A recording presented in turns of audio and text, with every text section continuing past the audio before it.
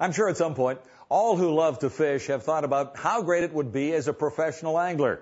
There are the big paydays and lucrative sponsorship deals, but most of all, making a living at what you love doing. However, as you'll see in our next segment, life on the professional angling circuits isn't quite as easy as it might seem. It's something that just gets so ingrained in you. It's like a bug or an addiction. Ask any pro angler what he loves about the tournament trail, and you'll open up the floodgates. The privilege that comes with being on tour isn't lost on the best in the business. You take everything that's great about fishing, being in the outdoors, the competition with the fish, the challenge day to day to figure them out, and add on top of that the time limits of tournament fishing, the rules you got to follow, and the competition with your fellow competitors. It just makes it a huge, huge emotional rush. Making a living as an angler, most people get into it, and I got into it just for my love of fishing. And I like bass fishing and trying to figure bass out, and competitive fishing to me that's just kind of my life. That's what I enjoy doing and look forward to it, and that's really kind of what it takes. I mean, it takes somebody that just eats it up and wants to spend every minute doing it. You know, every year I've had to put more energy, more focus into everything that I do to compete at this level. And so I've been doing it now for 19 years, and I've had some pretty good success over the years, but now more than ever I appreciate what it takes to win at this level. We have this running joke that we call it living the dream, and literally I'm living the dream. I can remember standing on a house just like that wearing an L apron in July thinking, this is freaking hot, dude. I want to get out of this lifestyle.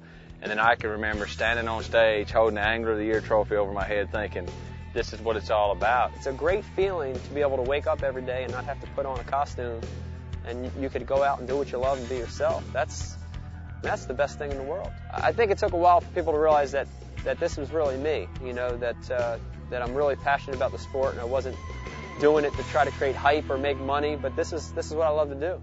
The nature of the sport gives rookies and veterans an equal shot at becoming a household name. But as each pro has learned, life on the tournament trail does come with its ups and downs. Life of a professional bass fisherman is not always as glamorous as most people think. The traveling side of it alone kills most people. If you're not a person that likes to live in hotel rooms and spend hours and hours behind the wheel driving, being a professional bass fisherman is probably not the job for you. The fishing side's the easy part. But when you got to drive 2 days across the country, staying in a hotel week after week after week, it's tough. I honestly believe no other sport has the extreme highs and lows of tournament fishing. During a day, from a day-to-day event, there's so many ups and downs. You can go from struggling to get a couple fish in the boat to getting on a winning pattern in a matter of minutes. 2005 was a really rough year for me. I didn't catch very many fish. I started going from making checks in most every event to falling to the bottom of the field, and I didn't really know exactly what was going on. As it's kind of evolved and I kind of broke out of that, I kind of have realized that I got a little bit too set in my ways. I mean, what I was doing is basically just trying to do the same thing that I had done to get to that point.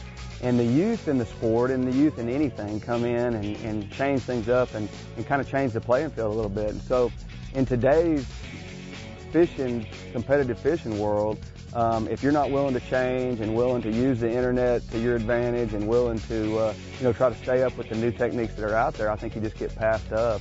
And should that ever happen, there are those who already have Plan B. The comedy thing just comes natural, and it's something that I kind of keep in the old hip pocket. I'm thinking, this deal ever plays out, I may take to the stage and go on tour. I watch stand-up comedy. I'm fascinated by it, and dude, half the people I see suck. It just really ain't that hard to be funny.